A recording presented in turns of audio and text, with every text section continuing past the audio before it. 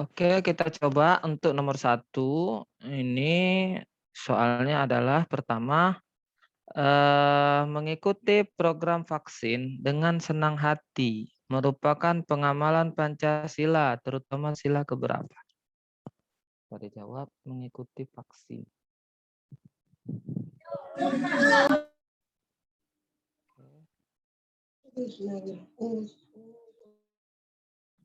Si pemboman di gereja udah jelas sila ke-1 ya. Itu kode. Saya mute dulu nih. Enggak, kita tidak bisa fokus. Oke, kita mute. Nah, coba jawab nomor 1. Apa? Ada yang jawab D, sila ke-5, ada sila 3, sila 2. Nah, yang gunanya yang mana? Nah, jadi untuk kawan-kawan sekalian, biasanya ada soal versi panjang. Perbedaannya, versi panjang itu kita harus mencari inti daripada kalimat tersebut kemana. Udah jelas vaksin ya. Nah, kemudian itu alatnya. Oke, coba jawab. Nomor 1, jawaban yang paling tepat adalah B ya, sila kedua. Kenapa? Karena vaksin itu nggak jelas soalnya. Oke, dengan itu putus. Coba saya cek apa ada gangguan sinyal.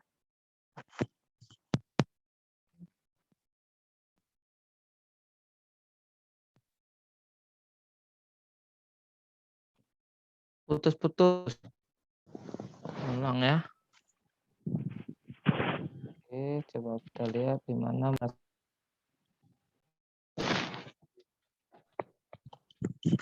Oke, apa udah jelas suaranya? Gimana? Biar bisa kita lanjut, sudah ya. Nah, jadi jawaban nomor 1 adalah B ya, sila kedua ya.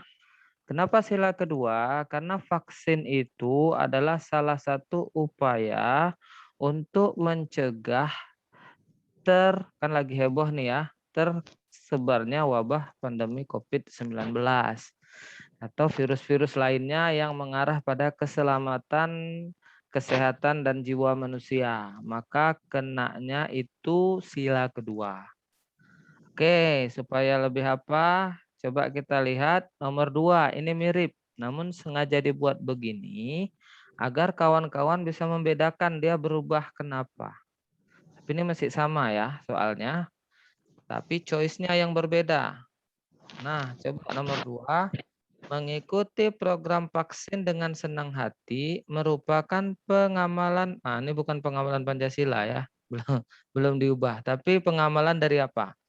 Bela negara, patriotisme, cinta tanah air, nasionalisme, atau fanatisme. Nomor 2. Bagi yang ada ikut program Platinum sebelumnya, itu khusus membahas tentang materi ini. Ada poin-poin, clue-clue tentang membedakan bela negara, patriotisme, dan yang lainnya.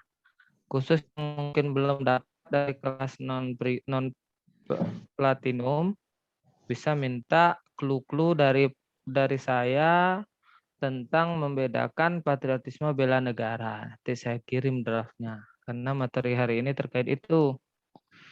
Oke, nomor 1 tadi jawabannya sila kedua ya. Sekarang nomor 2, apakah bela negara, patriotisme, cinta tanah air, nasionalisme, atau fanatisme? Oke, ada yang jawab D, nasionalisme ya. Ada yang jawab apa? A, bela negara. Ya, nanti kita berikan draftnya ya, terkait tiga-tiga ini. Karena ini menyangkut masalah bela negara, pemahaman undang-undang, pemahaman sila. Jadi yang belum dapat 3 materi itu, clue-nya kita berikan. Oke, sekarang kita coba ya.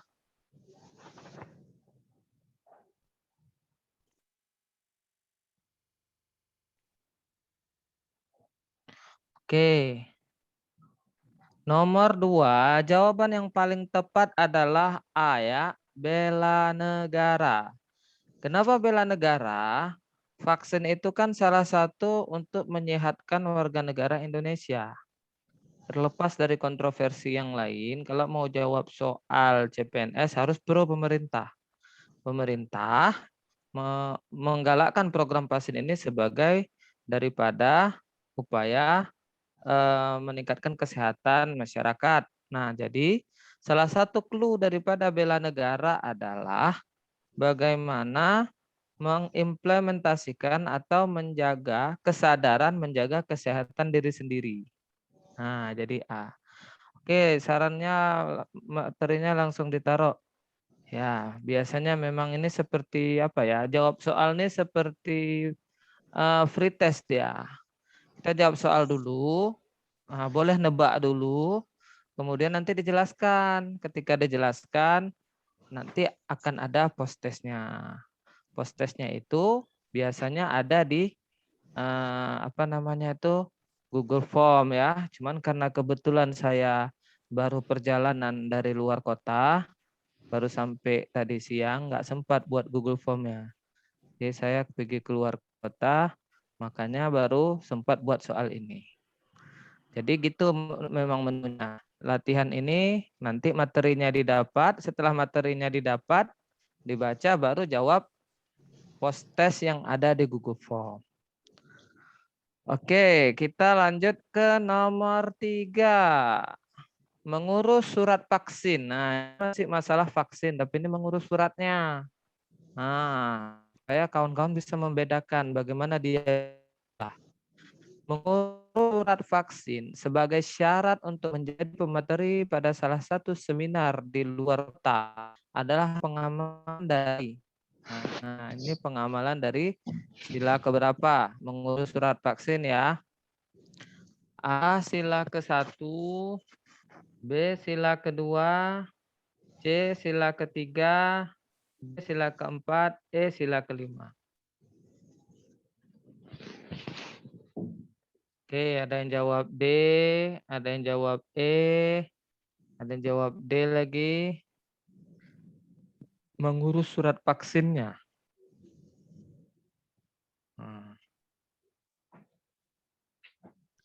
Nomor 3 tuh bisa ditandai nanti sila ya.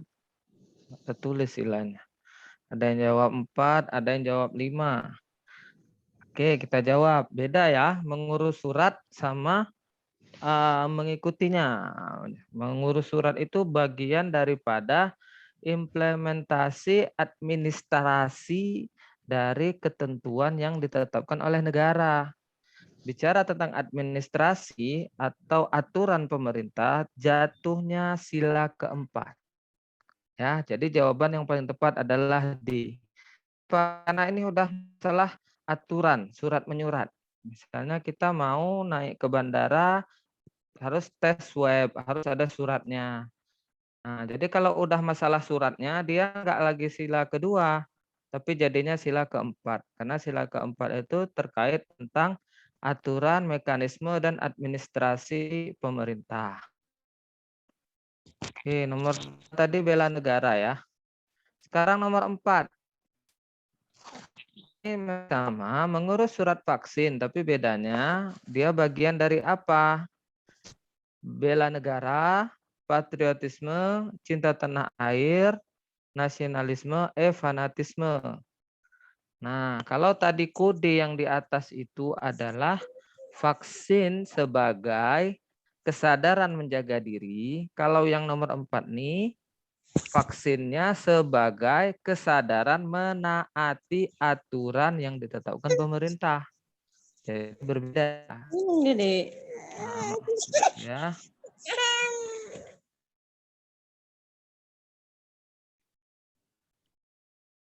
Oke, coba ada yang jawab bela negara. Mungkin yang ada clue bisa dibuka clue-nya ya. Menghafal. Belum ada clue nanti kita berikan.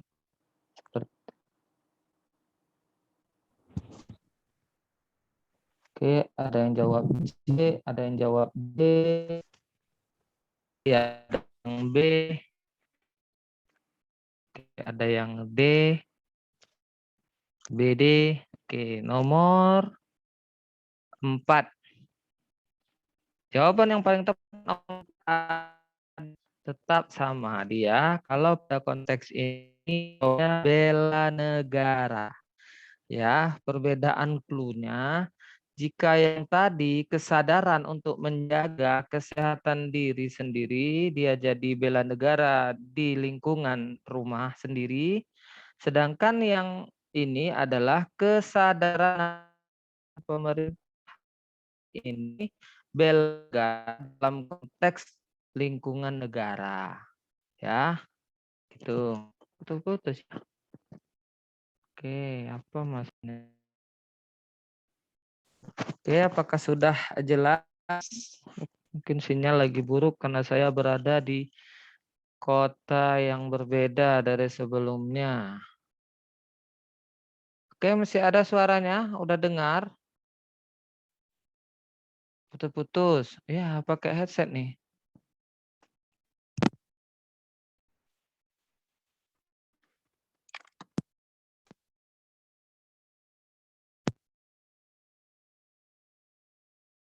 Oke, berarti efek sinyal ya.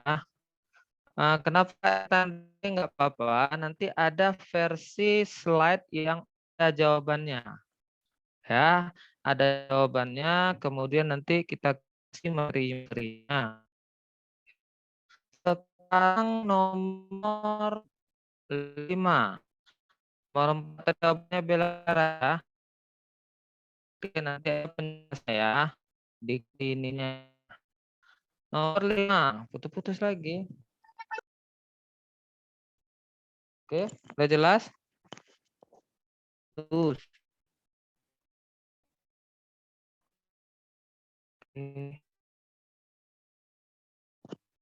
Oke, jelas ya.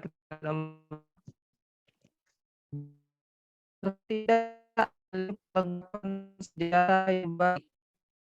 Masyarakat lokal menggunakan membuncing malam saja. Hal tersebut pengaman bukan Undang-Undang Dasar 1945 alinea beberapa 1, 2, nomor 5. Oke.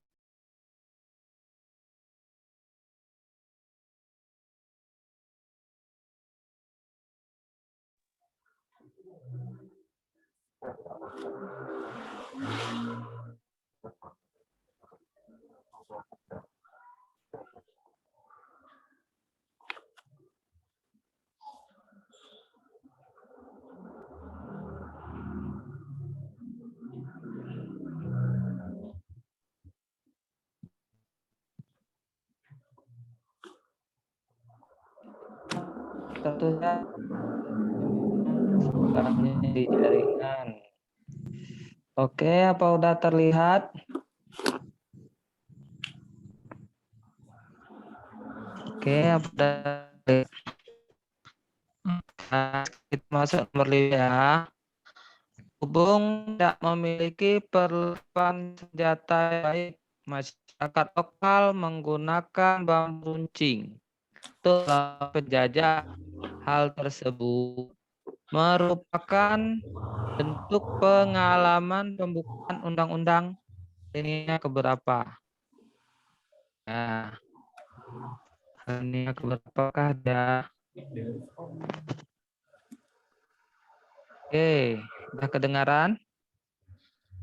Nomor 5, coba dijawab. Oke.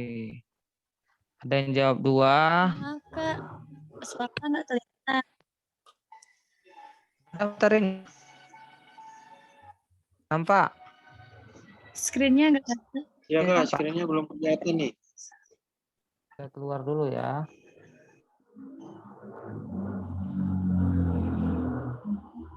Screen-nya belum kelihatan. Oke, apa udah kelihatan? Sudah, Kak. Sudah, Kak. Oke. Oke, kalau sudah kita lanjut nomor 5.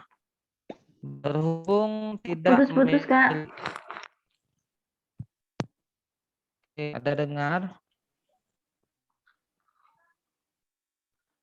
Oke ya, berhubung tidak memiliki perlengkapan sejarah yang cukup. Nah, itu bagian A, nilai pembuktian D1, B2, C3, DA, E5. Oke, yang mana?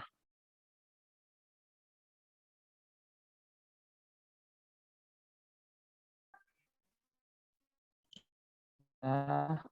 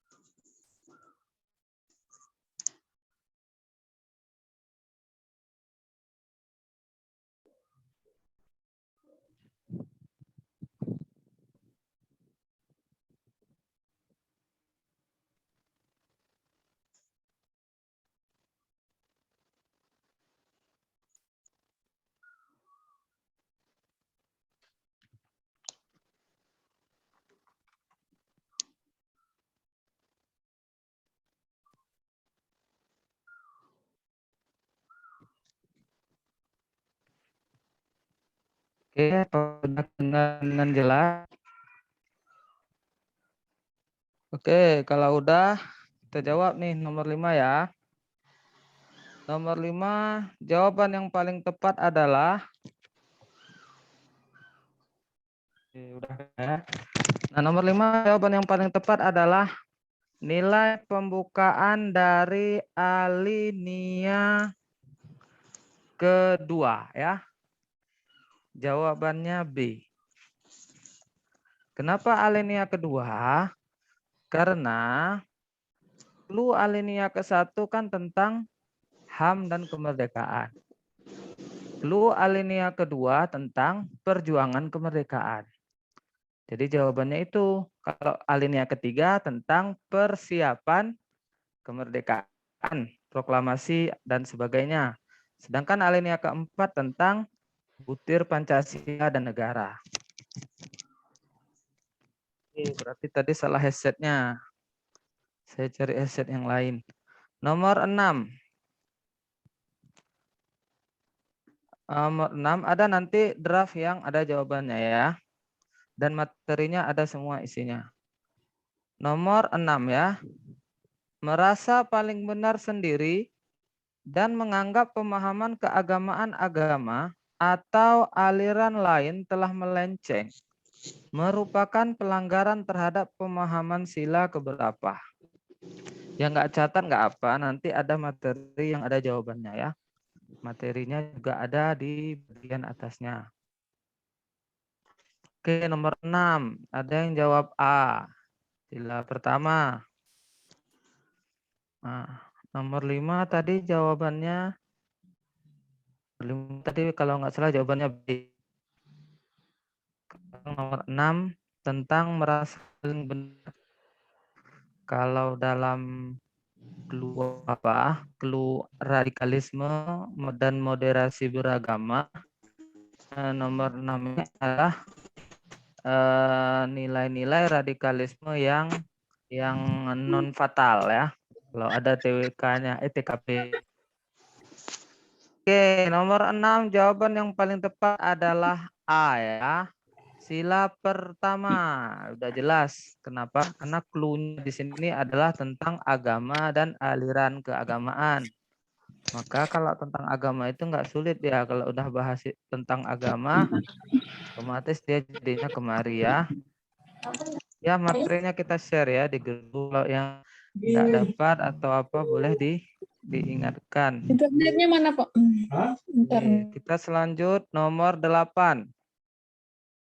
Mengirim tentara ke daerah konflik merupakan pengamalan Pancasila keberapa? Kak, nomor 7 dulu, Kak. Oh, 7 belum ya? Oh, sorry. Memberi smartphone dari black market karena memiliki harga yang lebih miring merupakan bagian dari sikap yang bertentangan dengan A. Bela negara, B. Patriotisme, C. Cinta tanah air, D. Nasionalisme, E. Fanatisme. Yang mana? Membeli smartphone.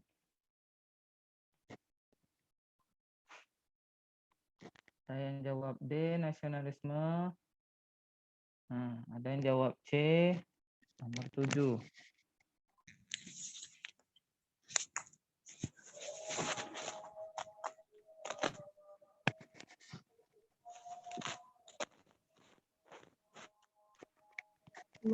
Ada yang jawab A, bela negara. Ada yang jawab C, kesatuan. Oke, nomor 7. Ingat ya, di smartphone-nya itu ada kode dari luar negeri. Nah, walaupun kita mungkin kebanyakan memang black market itu ngambilnya dari luar negeri ya kan. Tapi kalau nggak ada ketentuan luar negerinya, maka kodenya itu adalah membeli produk yang tidak bayar pajak. Ya, kodenya gitu. Yang kemarin saya lupa ya. Membeli smartphone dari black market, dia dikatakan black market kan lebih murah. Kenapa lebih murah? Karena dia tidak kena bea cukai. Bea cukai itu adalah pajak. Jadi, clue-nya adalah tidak taat pajak. Nah, tidak taat pajak itu jatuh kepada bela negara. Jadi jawaban yang paling tepat adalah A ya.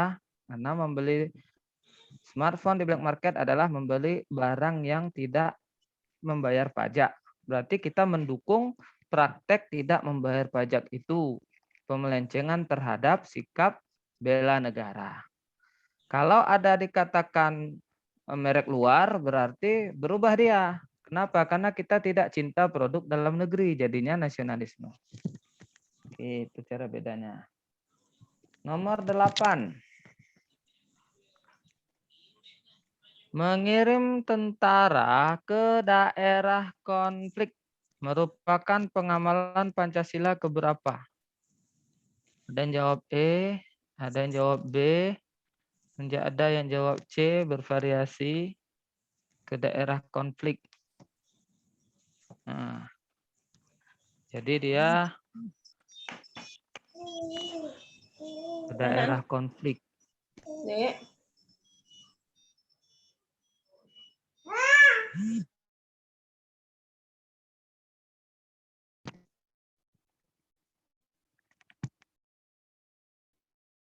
Oke, banyak yang jawab C, ada B.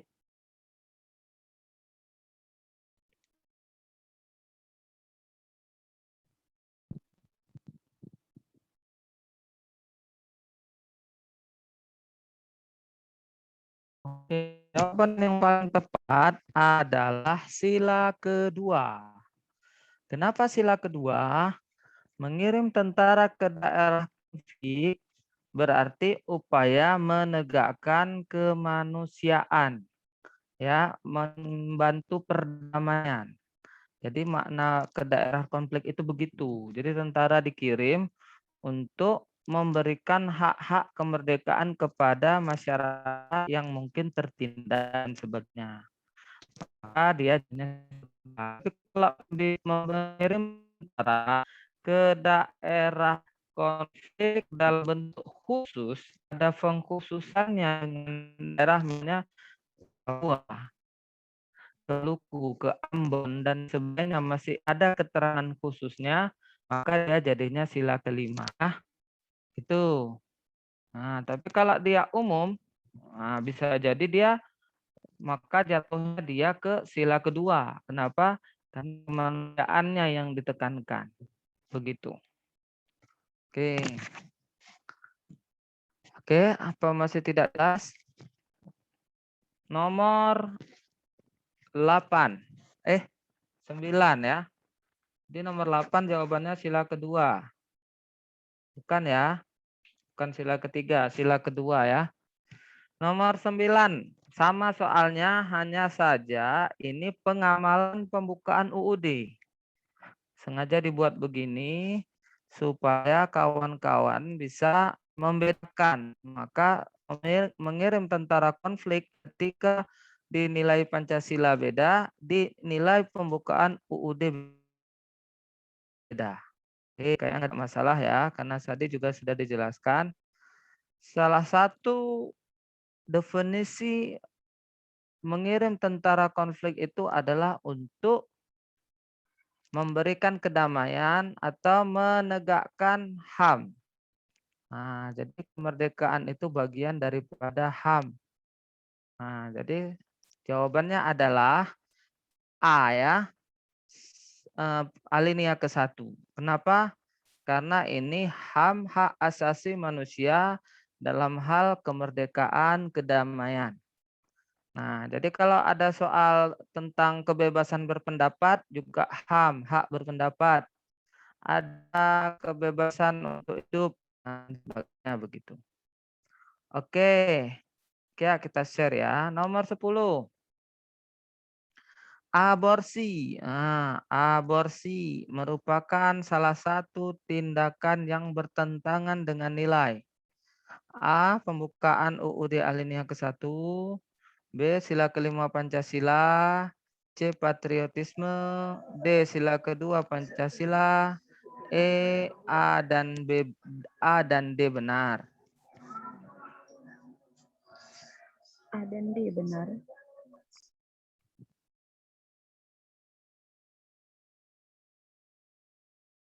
Nomor 10.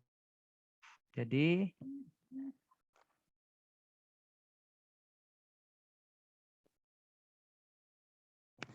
ya, jawaban nomor 10 adalah E ya. A dan D benar. Jadi bukan D saja, bukan A saja. Kenapa? Aborsi itu kan tindakan membunuh janin di dalam kandungan.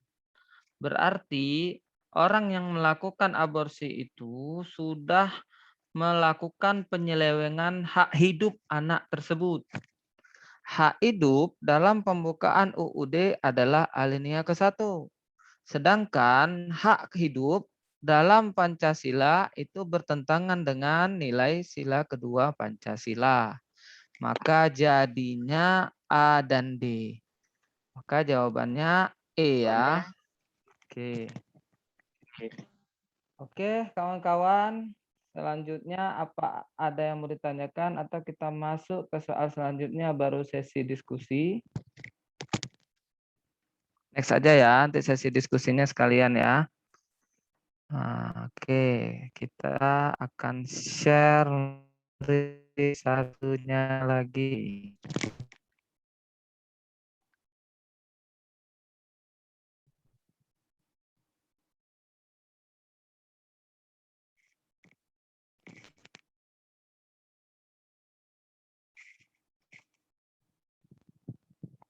Oke.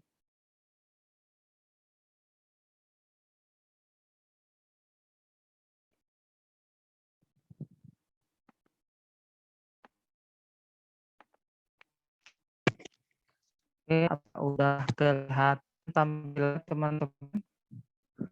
Kita hari ini belajar analogta ya. Nah, yang tinggalan nanti kita kasih filenya yang udah ada penjelasan. Bagi yang butuh pemahaman materi, pemahaman bila, pemahaman nilai UUD, dan pemahaman bela negara yang belum dapat boleh minta ke WA saya. Oke, ini udah nampak ini tentang analogi materinya. Udah nampak screen-nya. Kalau udah kita lanjut. Udah, Kak. Oke, kalau udah kita lanjut ya. Sebelumnya kita jelaskan dulu. Mungkin ada yang belum paham tentang analogi ini. Jadi analogi itu tidak hanya arti matematika ya. juga ada di bahasa Indonesia. Sebenarnya soal analogi kata ini dia termasuk kepada tiu, ya. WA saya yang ngirim link ini. Kan ada tadi di grup yang ngirim linknya ya, itu saya. Nah, ya kandungan pembukaan juga ada nanti materinya saya berikan ya. Oke, kita jelaskan dulu. Analogi pada tes ini adalah kata atau kalimat yang penghubung yang dapat menghubungkan pasangan kata yang tersedia di sebelah kiri. Sehingga pasangan tersebut mempunyai hubungan yang sama atau serupa dengan pasangan sebelah kanan. Jika pada pilihan terdapat lebih dari satu jawaban, maka yang spesifik yang harus lebih dipilih. Nah, ini contoh gergaji titik 2 kayu ya. Ini bukan disuruh jawab nih, masih penjelasan ya.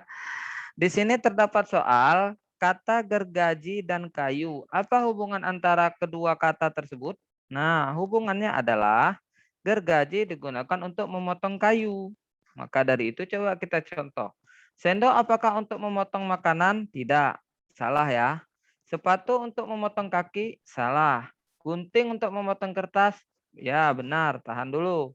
Pensil untuk memotong penghapus? Tidak. Baju untuk memotong badan? Tidak. Maka jawaban yang paling tepat adalah gunting untuk memotong kertas. Nah, kira-kira cara jawab analogi begitu ya. Sendok bisa untuk memotong ya, bisa. Tapi idealnya sendok itu lebih tepat untuk mengambil makanan ke mulut. Nah, gitu. Ya, kalau orang-orang kaya gitu kan motongnya itu kan pakai pisau pisau makan gitu ya. Oke, nomor 1. Kita mulai ya. Nomor 1. Air titik 2 ember. Sama dengan apa? Kemarin saya dapat ini soal ini. Waktu 2018. Bukan 2019 ya, 2018. Air titik 2 ember. Ya, ada yang jawab E. Pakaian lemari. Oke.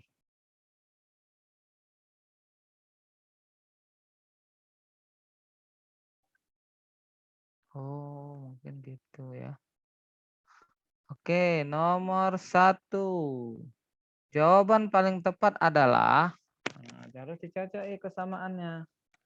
Nah, air dan ember itu apa hubungannya? Nah, hubungannya, karena semuanya ada hubungan. Listrik ada hubungannya dengan lampu, mobil ada hubungannya dengan jalan. Nah, maka yang paling tepat hubungannya adalah air diletakkan di dalam ember. Kita coba. A. Atap diletakkan di dalam rumah. Tidak. Atap di atas rumah. Salah. Listrik diletakkan di dalam lampu. Tidak. Mobil diletakkan di dalam jalan. Tidak. Mobil di atas jalan. Rambut diletakkan di atas kepala. Diletakkan di dalam kepala. Rambut di atas kepala, bukan di dalam kepala. Maka jawaban yang tepat adalah E. Pakaian diletakkan di dalam lemari. Oke, udah paham? Kalau bisa nanti waktu chat soal kayak gini jangan sampai salah. Karena bisa dijawab dengan cepat. Oke, nomor 2. Beranak titik 2 mamalia. Sebagaimana titik-titik dengan titik-titik. Apa hubungan beranak dengan mamalia? Baru cari jawabannya. Oke, saya mau D. dulu. Bertelur unggas reproduction.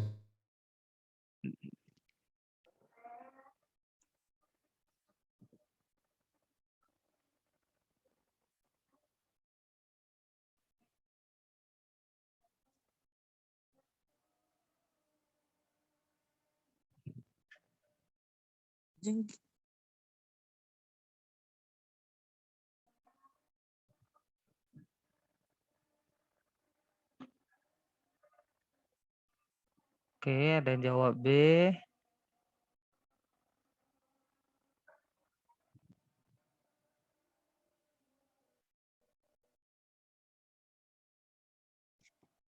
Apa? Jangan demo-demo. Pelanggaran sila keempat. Oke, ada yang jawab B, ada yang jawab W, maka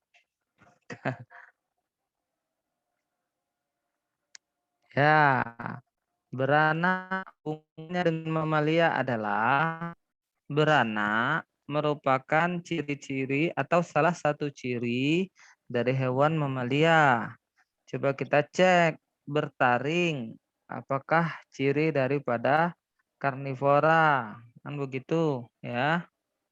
Nah, ini hubungan pada dengan kata definisi ya. Nah, jadi kalau memang ada, carilah yang lebih spesifik. Nah, bertaring karnivora, tapi herbivora ada juga, ada omnivora, ada juga yang bertaring kan begitu. Seperti manusia. Manusia kan gigi taringnya. Maka bertaring itu tidak hanya kepada karnivora. Nah, betelur. Udah jelas semua unggas itu betelur. Maka jawaban yang paling tepat B. Kalau berkelompok insekta, nah, tidak tepat ya. Berjemur reptilia. Ada reptil memang berjemur, tapi ada hewan lain selain reptil yang juga berjemur. Nah, berkaki 4 herbivora. Herbivora pemakan tumbuhan. Ada juga yang hewan tidak berkaki 4 makan tumbuhan. Ya, contoh siapa? Belalang, kakinya 6 apa 8 gitu. Nah, jadi yang paling tepat adalah bertelur karena udah pasti lebih spesifik begitu ya. Sekarang lanjut ke nomor 3. Kurus dengan gizi, apa hubungannya? Nah, kurus dengan gizi. Nah, sebagaimana hubungan apa dengan apa?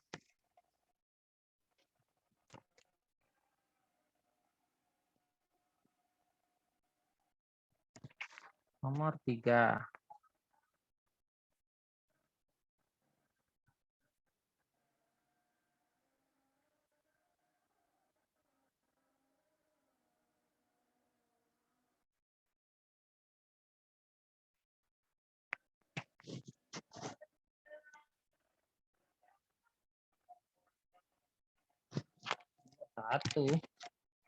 Nomor 1 jawabannya pakaian lemari.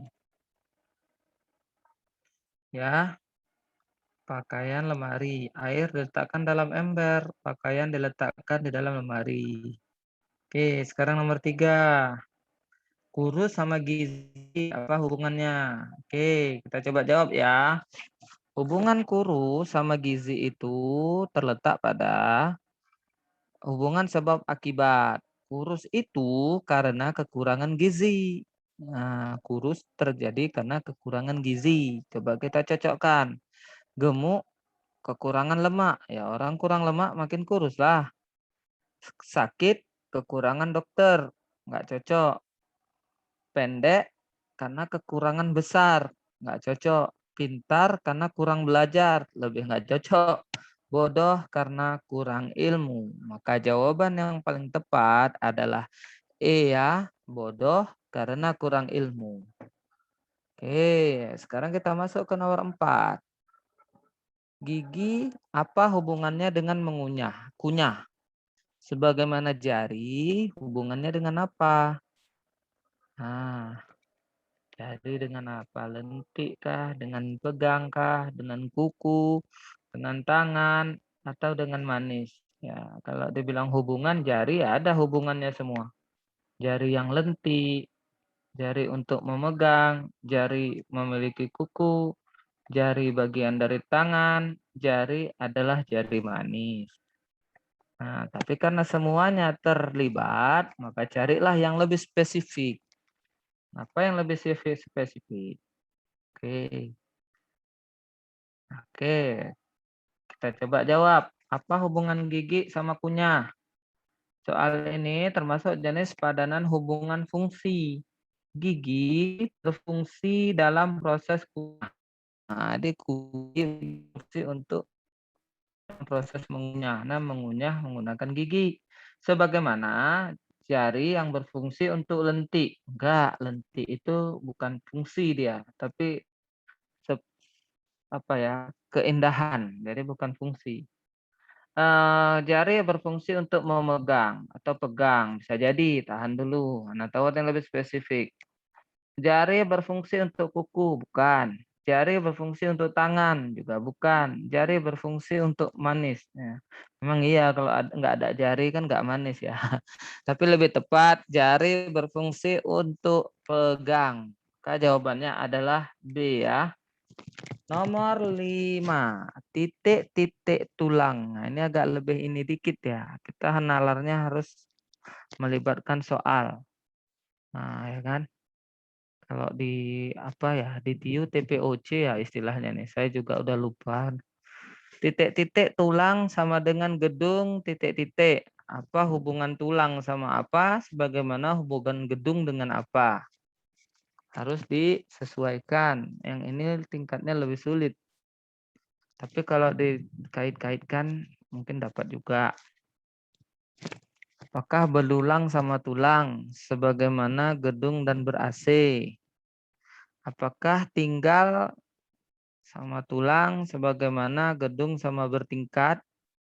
Apakah tua sama tulang sebagaimana gedung sama kota? Apakah tubuh sama tulang sebagaimana gedung dan rangka? Apakah kurus sama tulang sebagaimana gedung sama kokoh? Nomor 4 tadi jawabannya B, pegang ya. Gigi gunanya untuk ngunyah. Gigi berfungsi dalam proses kunyah sebagaimana jari berfungsi dalam proses pegang. Oke, nomor 5. Banyak yang jawab tek. Ada yang D. Oke, nomor 5. Jawaban yang paling tepat. Nah, pembahasan ini adalah soal jenis padanan hubungan. Tubuh dianggap oleh tubuh disangga oleh tulang, ya. Tubuh disangga oleh tulang. Sebagaimana gedung yang disangga oleh rangka.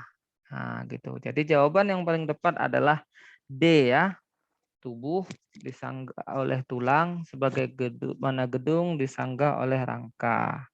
Jadi kalau nggak ada rangka, gedung itu roboh. Kalau nggak ada tulang, tubuh itu juga ya nggak bisa berdiri. Tuh. Nah, itu yang paling cocok. Sementara kurus sama tulang, kalau kurus nampak tulangnya, kan gitu. Kalau gedung nampak kokohnya nggak cocok. Jadi gitu caranya, dicoba-coba. Kalau ada hati nggak ada cinta. Oke, nomor 6. Kakak tua titik 2 merpati. Ah, berarti sebagaimana hubungan apa dengan apa? Coba cari hubungannya. Kakak tua sama merpati itu apa hubungannya? Dulu saya waktu tahun 2013, 2009 tes soal bea cukai ya. Masuk bea cukai dulu. Ketawa saya lihat soal jenis gini. Anjing titik 2 anjing titik 2 kambing. Tiba-tiba ada soal biawak, komodo, lumba-lumba, ketawa saya. Padahal saya yang masih miskin ilmu. Ternyata cara jawabnya, kakak tua sama merpati itu apa hubungannya? Apakah mereka sejenis? Apakah mereka sama-sama bersayap? Apakah mereka sama-sama berkaki dua? Semuanya itu ada kemungkinan. Ya cukai dulu saya masih bukan CPNS ya, tapi soal mereka itu hampir 90% itu begini semua. Nah, apa ya namanya? Kalau dulu tes masuk bea cukai apa nama itu lupa saya. Se-Aceh dulu yang diminta cuma 1. Yang tes 4.000. Nah, saya peringkat keberapa ya? Nggak ingat lagi. Oke, ya bea cukai stan ya. Nah, dulu masuk S1. Ya nggak apa-apa, jadi pengalaman setidaknya jangan sampai ngetawain soal padahal kita yang nggak tahu apa-apa. Oke, nomor 6. Jawaban yang paling tepat adalah nomor 6. Pembahasannya Jika menentukan bahwa hubungan adalah sama-sama binatang, maka itu sangat umum ya. Misalnya sama-sama binatang. Ya, gajah sama semut juga binatang, singa sama naga juga binatang. Itu sangat umum. Maka pilih yang lebih spesifik. Misalnya sama-sama burung. Kakak tua dan merpati adalah burung. Nah, jadi clue-nya itu ya, sama-sama burung. Anjing sama herder, bukan sama-sama burung. Gurame sama kakap sama-sama ikan. Jadi tahan dulu. Gajah sama semut tidak sama ya. Singa sama naga juga tidak ada kesamaan. Elang sama kupu-kupu sama-sama bersayap tapi bukan sama-sama jenisnya. Maka jawaban yang paling tepat adalah gurame sama kakap. Mereka sama-sama ikan ya. Oke, kita lanjut nomor 7. Titik-titik daging. Sebagaimana hubungan vitamin dengan apa? Nah, coba cek. Apakah protein sama hubungannya dengan daging itu sebagaimana hubungan vitamin dan buah? Makanan, daging, dan vitamin minuman? Atau serat, daging, vitamin sayur? Atau utama itu daging, suplemen itu vitamin? Atau sapi, daging, vitamin, mineral? Yang mana? Dan soal yang begini pasti keluar. Semua tes CPNS pengalaman saya sejak tahun 2013 sampai 2019 soal model begini selalu keluar barang 10 atau 20 soal. Ya. Biasanya nanti juga ada sinonim dan antonim. Dan biasanya juga ada kata-kata yang lebih ke kata-kata formal. Seperti konstruksi, apalagi misalnya anomali, apalagi misalnya infeksi, heterogen, yang begitu-begitu sangat sering istilah-istilah yang formal. Oke. Ya, nomor 7. Salah satu sumber protein adalah daging ya. Bagi begitu protein yang cocok. Sumber protein adalah daging. Nah, salah satu sumber vitamin itu ada pada buah. Coba kita lihat yang lain. Makanan, salah satu makanan adalah daging. Salah satu vitamin adalah minuman, nggak cocok. Ya, serat terdapat pada daging, sebagaimana vitamin terdapat pada sayur, juga kurang cocok. Yang paling utama itu daging, yang paling vitamin itu suplemen, juga tidak cocok, terbalik. Sapi menghasilkan daging, vitamin menghasilkan mineral, juga tidak cocok. Maka jawaban yang paling tepat adalah A. Protein terdapat pada daging, sebagaimana vitamin terdapat pada buah. Oke, nomor 7A ya. Kita lanjut nomor 8. Baju, apa kaitannya dengan pakaian, sebagaimana beras dengan apa? Nah, coba cari hubungan baju sama pakaian. Oke, ada yang jawab B.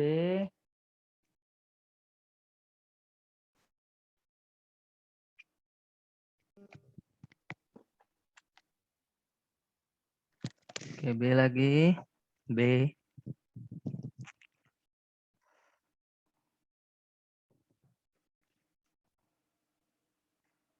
B ya. Oke, kayaknya yang B, yang ini nggak sulit.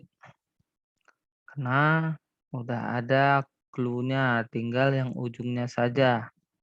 Ya, baju.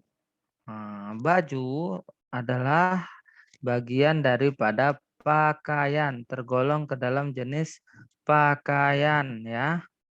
Nah, sebagaimana beras yang tergolong kepada jenis pangan. Maka jawaban paling tepat nomor 8 adalah B ya. Oke. Kita lanjut nomor 9.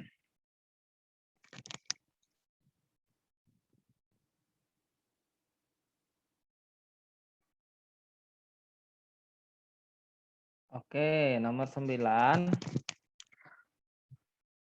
Titik-titik kapal, apa hubungannya dengan titik-titik pesawat udara? Nah, kapal, pesawat udara. Jadi kapal ini berarti kalau nggak ada keterangannya, berarti kapal terbang apa kapal laut? Kalau nggak ada keterangannya, berarti laut. Tapi kok ada keterangannya, kapal terbang, pesawat.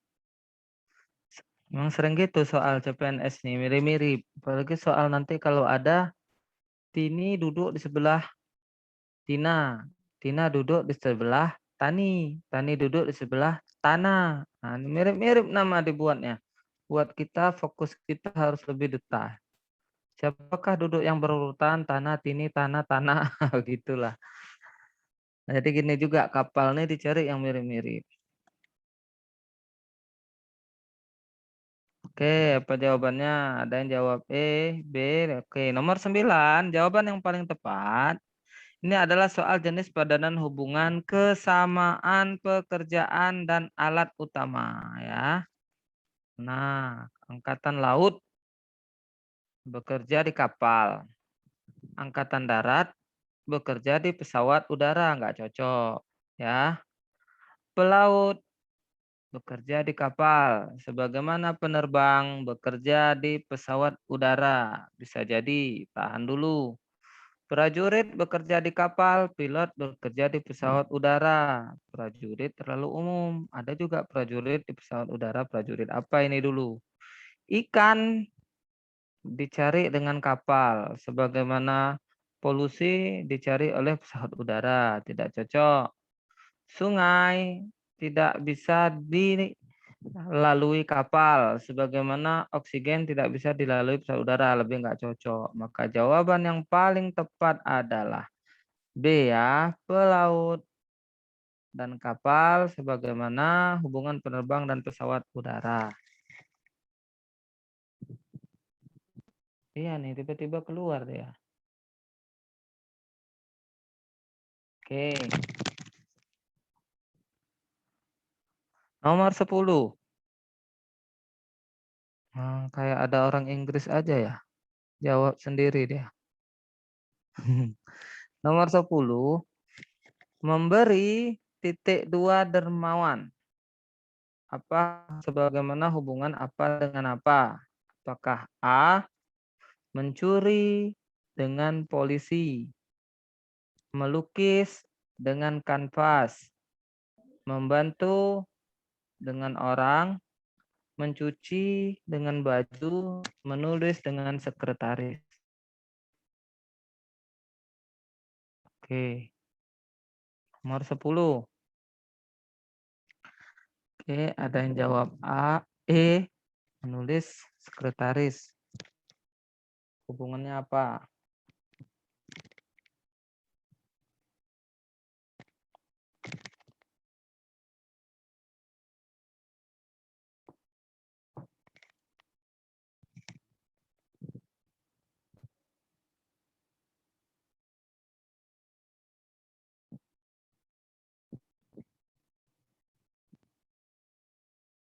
Oke. Nomor 10, jawaban yang paling tepat adalah ini hubungan antara memberi merupakan salah satu ciri dari orang yang dermawan, ya. Nah, jadi orang yang suka memberi itu disebut dermawan. Sebagaimana pencuri disebut polisi, tidak cocok. Melukis disebut kampas, tidak cocok. Membantu disebut orang. Orang yang mencuci disebut baju. Maka paling tepat E. Orang yang kerjaannya itu menulis adalah sekretaris. Di salah satu kerjaan sekretaris itu menulis. Sementara salah satu kerjaan polisi bukan mencuri dan yang lainnya. Oke, jawaban paling tepat adalah E ya. Kalau 9 tadi pelaut penerbang. Oke. Materi sampai di sini. Selanjutnya ada sekitar setengah jam.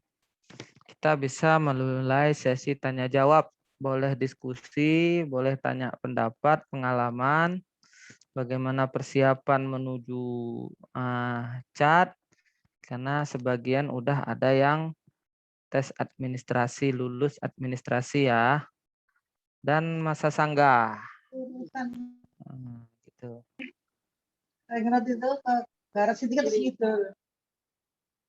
Kak mau nanya, bedain Pancasila sebagai dasar negara. Iya, karena saya pakai akunnya Pak Mulia ya, karena akun saya itu akun yang hanya bisa 100 ke bawah. Oke. Persiapan jalur langit Kak dulu apa? Apa ini? Jalur langit. Cara ngebedain Pancasila. Oke ya, cara bedain Pancasila sebagai dasar negara, ideologi dan lain-lain. Pernah saya berikan materi ini dulu. Nggak tahu saya apa di kelas platinum atau di kelas yang mana. Ada 13 clue ya. Pancasila sebagai ideologi, Pancasila sebagai falsafah hidup, Pancasila sebagai kristalisasi nilai, Pancasila sebagai jiwa hidup, Pancasila sebagai pandangan hidup, Pancasila pokoknya itu ada 11. Sudah dibuat catatan simpelnya, bagi yang perlu nanti boleh WA saya berikan catatan clue tentang membedakan Pancasila sebagai dasar negara, pedoman hidup dan lain-lain. Oke. Selanjutnya ada pertanyaan, Kak nanti boleh bahannya di apa ini? Tentang pilar negara. Oke, kita coba minggu depan ya. Mudah-mudahan nggak ada kendala. Persiapan jalur langit Kakak. Jalur langit ini apa maksudnya ini? Jalur ini ya, jalur yang selain usaha. Oke, masing-masing orang kan beda ya. Sesuai dengan keyakinan Mau dan tanya Kak, boleh Kak? ya, Rahmat Dari voice ya Kak, Cahyadi. izin Kak. Gimana Rahmat Cahyadi? Kalau ini kita nemukan misalnya kan pertanyaan-pertanyaan mengenai undang-undang gitu kan Kak. Kan terkadang kita kan nggak semua pasal itu ingat. Betul. Nah itu kira-kira ada polanya nggak Kak menentukan jawaban tentang pasal itu? Oke, pertanyaan yang bagus. Jadi dulu pada tahun 2013 saya tes itu administrasi, saya tes pakai ijazah S1, banyak kali soal tentang pasal. Dan dari 1.700 orang saya peringkat 3. Peringkat 3 dari 1.700 orang. Karena itu umum ya S1. Tapi sayang kemudian pas daftar ulang saya dirubah jadi peringkat keempat, yang diterima 3. Jadi saya nggak jadi lulus. Tapi bukan itu yang mau saya cerita. Itu jadi pengalaman untuk kawan-kawan untuk menjaga namanya kalau udah masuk dalam passing grade. Sarannya adalah saya tidak menghafal pasal-pasal itu. Karena kalau menghafal rugi waktu. Dan sangat banyak pasal itu kalau dihafal satu-satu. Maka cara paling efektif untuk menghafal pasal adalah cari soal-soal tentang pasal, bahas.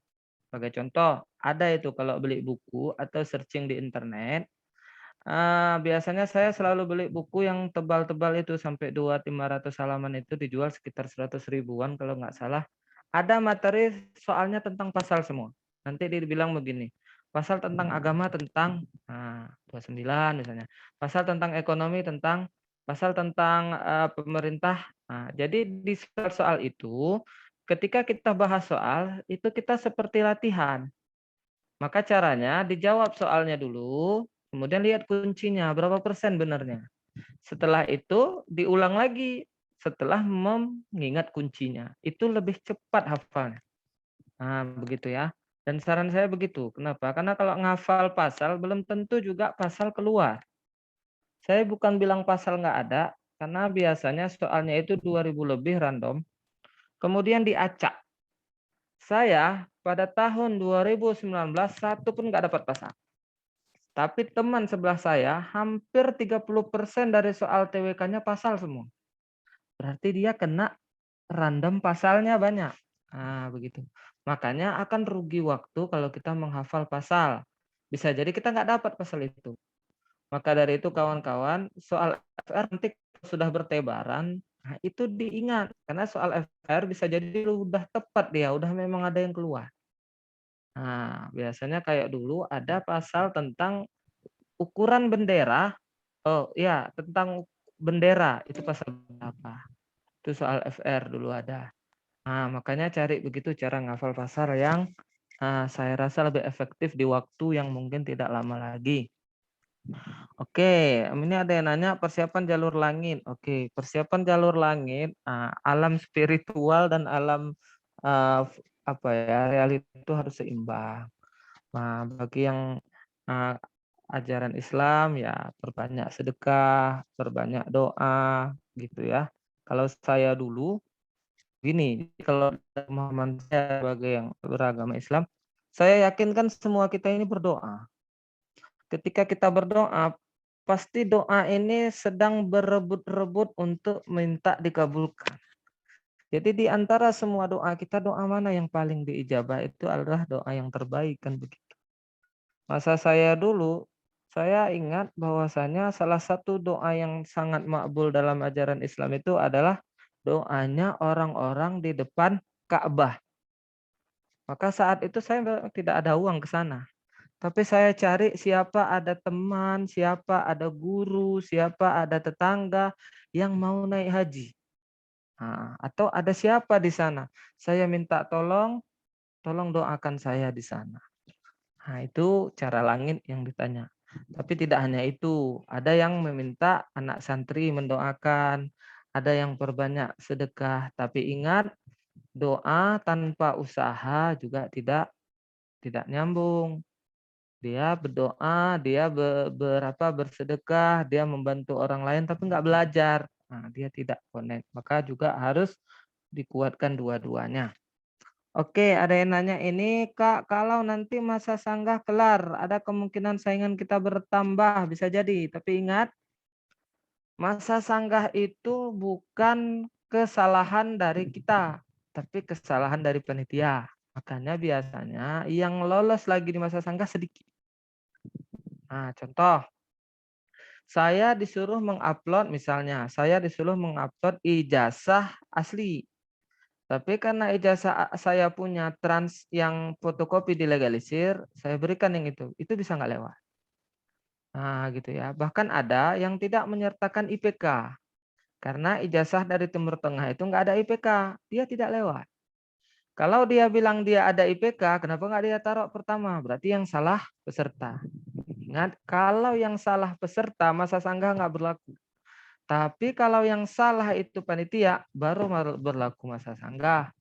Sebagai contoh, dibilang di situ tidak mengupload ijazah, padahal udah diupload. Kita balas, saya sudah upload ijazah, tapi dibilang tidak ada. Itu diakui. Begitu juga nanti SKB. Kalau udah perankingan, dikalkulasikan nilainya, kemudian tidak lewat, kita sanggah, saya rasa saya lebih baik waktu wawancara, itu nggak di-open. Yang dipedulikan adalah angka hitungannya itu salah. Setelah saya kali-kalikan hasilnya segini, itu baru dipedulikan. Jadi pahami maksud masa sanggah ya. Oke, Pak Mulia kenapa Kak?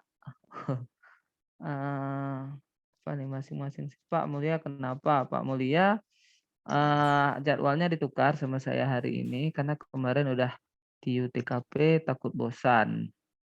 Ya, jadi ini saya pakai akun beliau karena akun beliau ini saya kembarannya.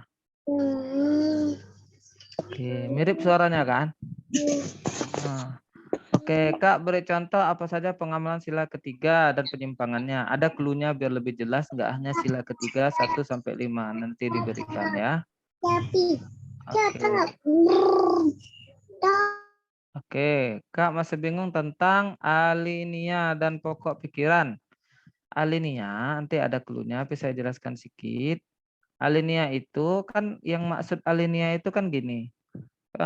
Kan kalau upacara bendera kan pernah dengar kan Undang-Undang Dasar Negara Republik Indonesia tahun bahwasanya sesungguhnya kemerdekaan adalah hak segala bangsa. Nah, yang dihafal jangan teks itunya.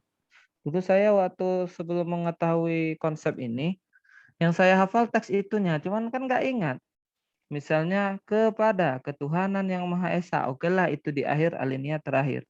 Tapi yang di tengah-tengah di mana? Maka paling enak cara menghafalnya sudah diperpendek Alinea ke-1 itu tentang kemerdekaan dan HAM. Jadi kalau ada soal tentang itu, langsung aja alinea ke-1 tanpa harus dihafal teksnya. Alinea kedua tentang perjuangan kemerdekaan, berarti penjajahan, peperangan, melawan penjajah, itu alinea kedua. Alinea ketiga tentang persiapan kemerdekaan, persiapan proklamasi. Seperti apa? Pidatonya Soekarno, pengetik naskah proklamasi oleh Sayuti Melik, siapa yang menjahit bendera, peristiwa diasingkannya Soekarno ke Rengas Dengklok sebagaimana keinginan pemuda yang meminta merdeka, BPU PKI dan PPKI, itu bagian daripada alinea ketiga. Alinea keempat itu membahas tentang Pancasila dan konsep negara. Jadi kalau membahas tentang Pancasila, burung Garuda, Bhinneka Tunggal Ika, dan sebagainya itu sila di alinea keempat. Begitu cara bedainnya ya. Nanti lengkapnya juga ada di clue. Boleh tanya Selanjutnya. lagi, Kak? Oke, mau nanya apa? Ini Kak, saya kan ketemu soal nih kan tentang yang ini koruptor itu kan. Jadi di dalam konsep apanya dia tersenyum. Nah, itu tindakan itu berdasarkan sila keberapa. Nah, Ya. kadang juga ketemu soal itu cara mendeteksi dia itu yang mana itu tindakan terus pengamalan beda nggak? Jadi gini, kalau nggak salah itu soalnya ada tentang ketika para koruptor ditangkap, kemudian mereka tersenyum melambaikan tangan, kan seolah-olah mereka tidak bersalah. Nah, itu biasanya itu soal HOTS dari pemahaman sila. Itu soal HOTS-nya itu. Kenapa soal HOTS? Karena soalnya panjang, kita disuruh cari apa inti daripada teksnya. Nah, biasanya soal panjang itu ada kaitannya kalau dari versi saya ya. Kita memahami deduktif dan induktif. Deduktif dan induktif itu inti daripadanya itu apa? Kalau intinya adalah koruptornya, nah maka dia silanya lain.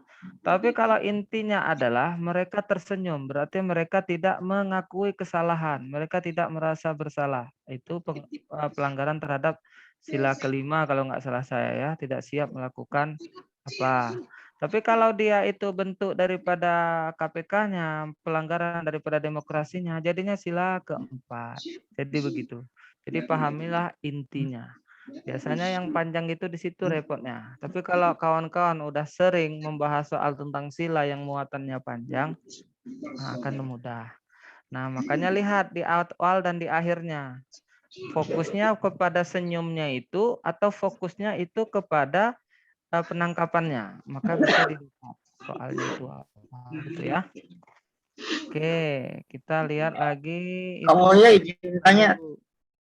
Ya, kita habis ini ada teks banyak kali, ada 70. Jelasin soal ya, Kak, minta langsung di grup. Oke, nanti kita kasih ya. Soal mengirim tentara ke daerah konflik kok bisa sila kedua, sedangkan sila ketiga, butir kelima. Ya, kalau mengirim tentara konflik ke luar negeri, sila kedua bentuk kemanusiaan. Tapi kalau dia itu memberi tentara konflik ke dalam negeri, sila kelima, ya. Itu. Nah, kasusnya masuk di sila ketiga. Kalau sila ketiga, misalnya begini, mengirimkan tentara untuk melawan pasukan lain yang mengganggu kedaulatan NKRI itu sila ketiga. Kenapa? Karena dia melawan pihak yang berusaha menghancurkan keutuhan NKRI. Itu ya. Oke, nanti kita kasih clue-nya. Beda patriotisme sama nasionalisme. Ada clue-nya, nanti kita kasih ya. Yang ada di clue kita kasih aja ya, biar cepat. Ada banyak yang nanya. Kamu lihat terakhir dong tanya. Boleh nggak? Ya, Abdul Rauf, apa yang ditanya? Kak, ini kan sempat hot ya di Telegram bahwasannya Indonesia sama APRI itu menang Olimpiade Kak bawa emas. Nah itu apakah termasuk bela negara atau patriotisme? Oke, itu sempat heboh ya. Walaupun saya rasa tentang soal mereka bawa Olimpiade emas itu bisa jadi nggak masuk. Kenapa? Karena soal itu udah duluan ada ya daripada kejadian ini. Tapi untuk menjawab, Karena kan soal udah dibuat ya, udah ada yang tes, orang IPDN udah tes. Nah, jadi tentang itu ada clue kemarin yang kita pahami minggu lalu kalau saya tidak salah. Nah, cara membedakan mendapatkan olimpiade itu termasuk daripada patriotisme, bela negara, nasionalisme atau cinta tanah air adalah kalau dari versi saya. Nah, kalau dari versi saya ini dia masuk ke dalam nasionalisme. Kenapa? Karena salah satu nilai nasionalisme di lingkungan negara adalah prestasi bagi negara, pertukaran pelajar, dan bangga menggunakan produk dalam negeri. Itu kalau nasionalisme versi negara. Nah, prestasi bagi negara, Olimpiade itu saya anggap prestasi bagi negara. Makanya dia masuk kepada nasionalisme. Nah, tidak ada salahnya orang yang menganggap, oh dia patriotisme. Kenapa? Karena menurut dia, orang yang mendapatkan olimpiade ini sudah berjasa, sudah menjadi pahlawan bagi negara. Cara dia pandang begitu. Tapi saya lebih ke dalam clue ini.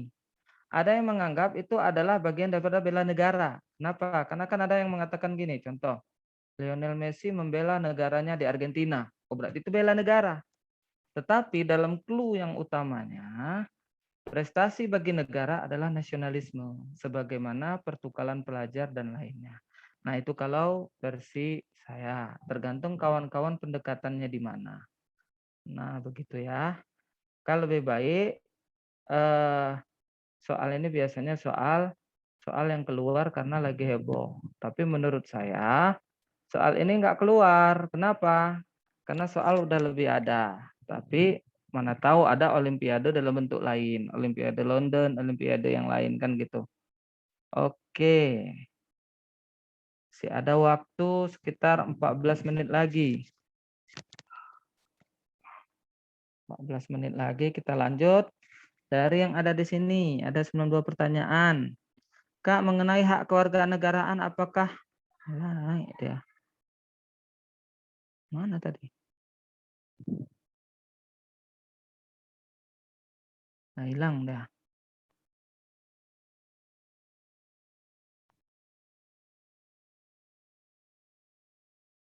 Kenapa ranking dulu? Oke. Kita nggak terlacak lagi yang nanya tadi di mana, yang nanya langsung aja coba ada. Ada 14 menit lagi. Nah, udah 94 pertanyaan, pas saya lihat langsung ke bawah dia. Ada yang nanya langsung?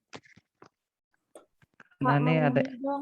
Ya, Citra, apa yang mau ditanya? Mau nanya soal tryout yang kemarin, itu yang tentang cadar, Kak. Kan terpilihnya menak tentang wacana cadar, habis itu kalimatnya itu tentang politiknya, elit politik yang pada bertentangan pendapat tentang cadar itu. Nah, terus ditanyakan sila keberapa. Itu tuh maksud soalnya kejadian elit politiknya yang bertentangan pendapat atau wacana cadarnya, Kak? Oke, tentang cadar ya. Iya. Jadi soal yang menang Fakrul Razi dulu ya. Nah, itu itu sempat heboh di mana dilarang menggunakan cadar di lingkungan agama gitu, di lingkungan pemerintah.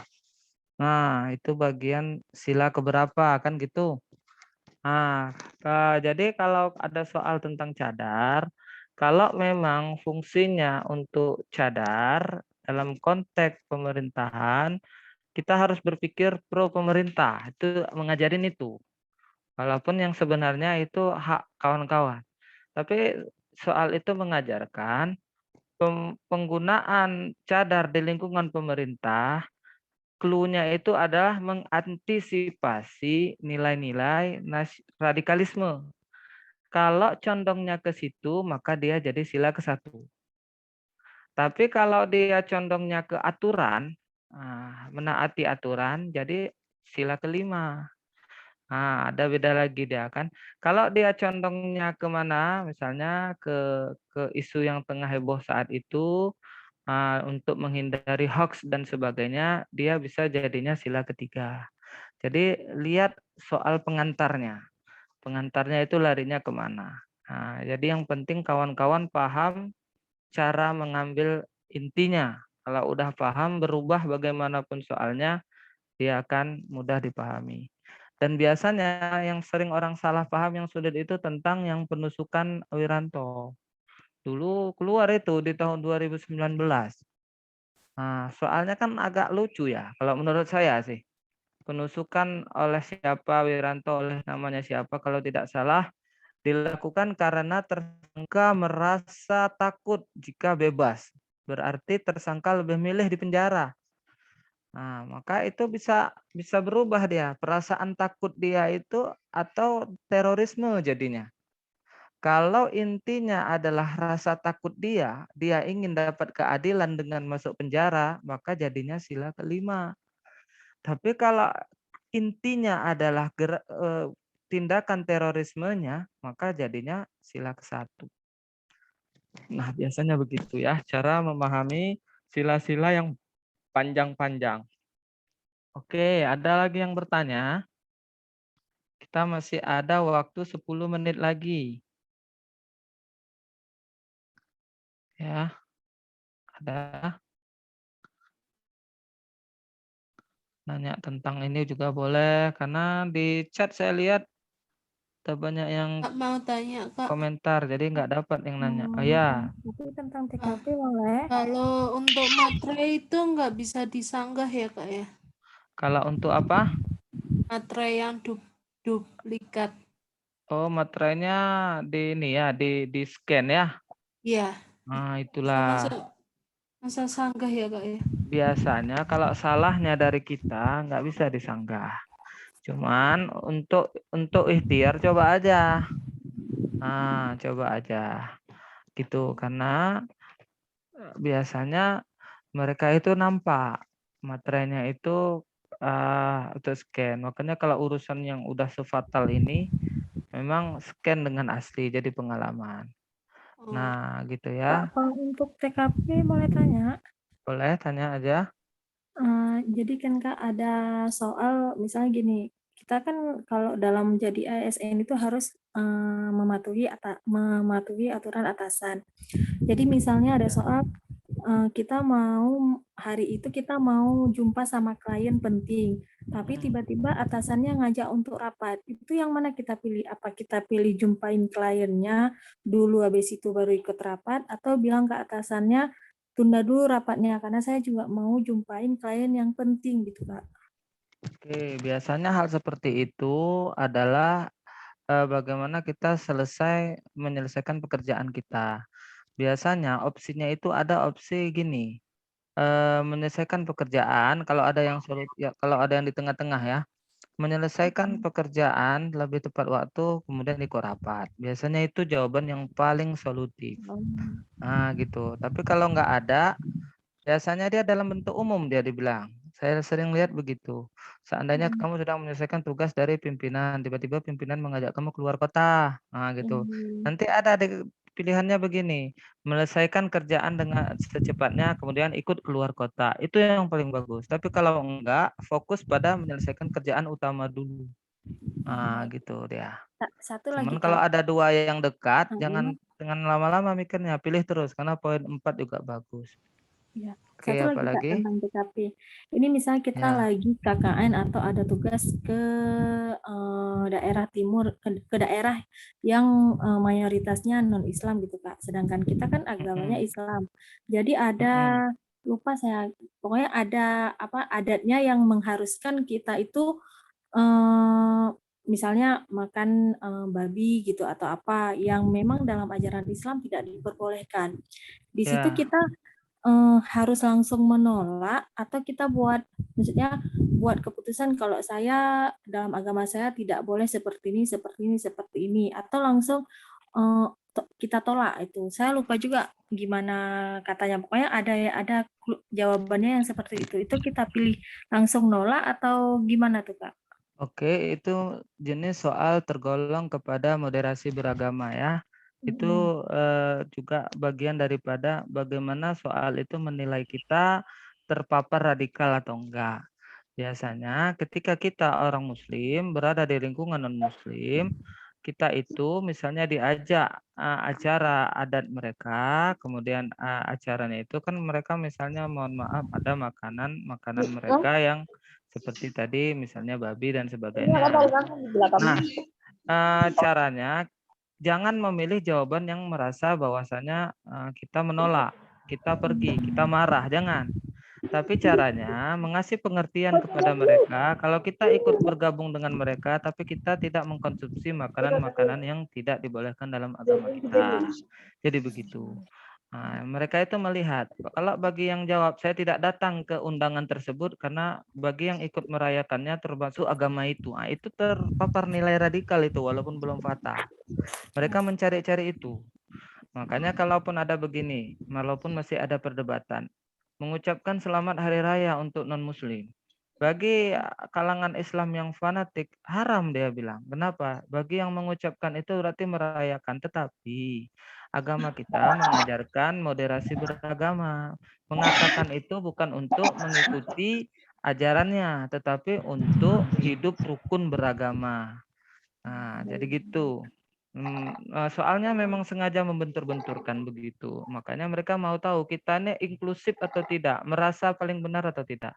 Tapi di satu sisi kita harus paham, menghargai itu adalah keyakinan mereka. Bagi mereka ya nggak apa-apa. Sedangkan bagi kita tidak boleh. Saya tetap datang di acara undangan tersebut, tapi saya tidak makan makanan itu. Saya memilih makanan-makanan lain yang dalam ajaran saya bisa dimakan. Mungkin cari yang begitu ya. Iya, Kak. Terima Oke, kasih, ada Kak. lagi sama-sama 5 menit lagi. Ada yang bertanya? Kalau terorisme bertentangan dengan sila pertama ya Kak. Ya, kalau terorisme bertentangan dengan sila pertama udah jelas. Apalagi terorismenya memuat tentang biasanya kan teroris itu maaf ya. Seringkali dilekatkan dengan Islam. Ya, seringkali. Makanya sering jatuhnya sila pertama. Walaupun oknumnya itu yang salah, bukan Islamnya. Nah, ini saya kasih clue ya. Aturan dari pusat itu ada surat ke lingkungan pekerjaan, agak tertutup memang aturannya, tapi begitulah bunyinya. Pertama, aturan itu mengindikasikan orang-orang karyawan yang terpapar radikal itu pertama, karakter dia kerap menyalahkan agama lain atau aliran lain. Bid'ah lah kata dia, apalagi kafir lah. Habis itu orang-orang begitu disuruh dieliminasi dari soal. Karena kawan-kawan harus paham begitu. Kemudian orang yang suka mengatakan bahwasannya Indonesia di bawah superior negara lain.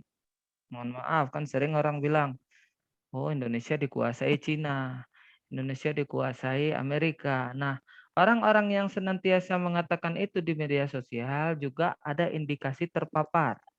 Jadi hati-hati kalau buat status di Facebook, Instagram, bisa-bisa digagalkan di situ. Kemudian lagi, warga negara Indonesia yang sangat heboh untuk berjihad ke negara luar yang sedang dijajah oleh agama lain. Nah, dalam bahasa lainnya, mengambil sumbangan lah, mohon maaf mungkin bahasa langsungnya Palestina Israel, tapi kata-kata itu nggak dibuat dalam soal, tapi intinya orang yang selalu konsen ke situ dianggap juga terpapar. Nah, itu beberapa clue fatalnya dan ada clue ringan lainnya. Makanya kalau mau tes di sini hindari status-status yang begitu. Karena nanti ditandai kan teman saya nilainya udah bagus, tapi karena dia senantiasa mengkritik pemerintah dengan cara begitu, memang digagalkan dia di tes wawancara. Nah, hati-hati ya. Kak mau nanya, Ya, apa ditanya? kalau menggunakan barang-barang ilegal itu termasuk pelanggaran sila keberapa ya? Barang-barang ilegal ya. Barang-barang ilegal kalau teksnya memang langsung barang ilegal, berarti kita melanggar aturan hukum. Biasanya melanggar aturan hukum itu termasuk kepada sila kelima. Tetapi kalau barang ilegal itu soalnya misalnya ada versi panjangnya ya. Versi panjangnya itu adalah dalam bentuk kita itu tidak menyukai barang dalam negeri atau barang luar negeri, itu bisa jadi dia sila ketiga. Nah, jadi begitu. Makanya biasanya soal sila itu teksnya panjang. Ada 4 atau 5 baris. Sehingga kata-kata lainnya menjadi pendukung jawabannya. Nah, tapi kalau intinya melanggar aturan, seperti melanggar lampu merah, seperti apalagi tidak memiliki SIM, kan sering itu ya, berlawan ke arah lampu merah itu sering ke sila kelima. Oke, gitu ya. Oke, karena waktunya ada 1 menit lagi. Oke, kita terima 1 penanya lagi kalau ada. Nanti kita kasih clue-cluenya. Kak, Ya, ada yang nanya ya? Kak, saya mau ngingetin jangan lupa ya di share semua clue-nya. Oke, kita share ya. Gampang. Oke, Kak, kita ya, share ya. makasih ya. Ada 3 clue. Kak, mau nanya, Kak. Ya, apa nanya? Terakhir nih ya. Yang mengirim tentara ke daerah konflik tadi masuk sila kedua. Kenapa nggak masuk sila ketiga, Kak? Kenapa? Nah, kenapa jawabnya sila ketiga? Tadi udah ada yang nanya ini ya, udah dijelasin. Nah, jadi kenapa beranggap sila ketiga? Biar langsung dapat kenapa alasan ini. iPhone Pera, kenapa mengira sila ketiga? Ini kan pernah dapet soal tuh di sila ketiga tuh ada persatuan Indonesia kan di poin 5 itu memelihara ketertiban dunia yang berdasarkan kemerdekaan, perdamaian abadi dan keadilan sosial. Oke, berarti gitu ya. Nah, biasanya kalau kita menghafal sila itu jangan dari definisinya. Kenapa? Karena definisi itu kalau kita bilang contoh tadi dan keadilan sosial, sila kelima bunyinya juga keadilan sosial. Kan gitu. Makanya kalau kita menghafal dari definisi teksnya nggak bisa. Sama juga seperti keadilan sosial bagi seluruh rakyat Indonesia. Keadilan sosial, tetapi nanti ada soal kata-kata keadilan, tapi keadilan dalam beragama. Itu jadinya beda. Makanya kata-kata itu tidak bisa jadi petunjuk. Petunjuknya adalah clue-clue basic daripada sila itu. Sila kedua, salah satu clue-clue utamanya adalah kemerdekaan, menegakkan HAM, menegakkan kedamaian, menegakkan kemaslahatan orang banyak, mendonor darah, kan begitu, memberi bantuan ke dunia. Kalau memberi bantuannya ke Indonesia sila kelima. Tapi kalau memberi bantuannya untuk dunia jadinya kemanusiaan. Nah, gitu. Nah, kenapa memberi tentara ke daerah konflik itu jadinya sila kedua? Karena dia umum, tidak dikatakan di daerah atau di dunia berarti bagian daripada kemanusiaan. Kenapa tidak sila ketiga? Karena clue sila ketiga itu nanti kita berikan. Clue sila ketiga itu adalah yang pertama hoax dan ujaran kebencian. Itu clue sila ketiga. Kemudian tidak membeda-bedakan suku dan bangsa dalam berteman. Contoh, di dalam kelas semua teman walaupun berbeda-beda suku masih bersahabat. Itu sila ketiga. Tetapi, kalau menentukan karyawan tidak berdasarkan sukunya, itu jadinya sila kelima. Nah, jadi beda dia kan, walaupun sama-sama etnis. Nah, tidak menerima karyawan berdasarkan sama-sama suku Jawa, sama-sama suku Aceh. Nah, itu merupakan pengawalan sila kelima. Sedangkan kalau ada soal, walaupun berbeda-beda, mereka tetap kompak melaksanakan tugas. Itu jadinya sila ketiga. Nah, keuntuhan NKRI lagi. Masuknya kapal Natuna asing, sila ketiga. Masuknya negara luar mau mengambil pulau Indonesia, sila ketiga. Kenapa? Karena menjaga keutuhan daripada NKRI. Sedangkan yang tadi sisi clue-nya lebih kepada sisi kemanusiaan. Nah, jadi begitu ya. Lebih lengkapnya kita kasih clue-nya nanti bisa dipelajari. Oke, sampai di sini dulu karena waktunya sudah habis. Semoga bermanfaat. Kalau saya lupa berikan clue-nya atau tidak ada dapat, boleh minta langsung ya. Saya sudahi dengan Assalamualaikum warahmatullahi wabarakatuh. Waalaikumsalam. Terima kasih, Kak. warahmatullahi wabarakatuh. Terima kasih. Makasih, Kak. Terima kasih. Jangan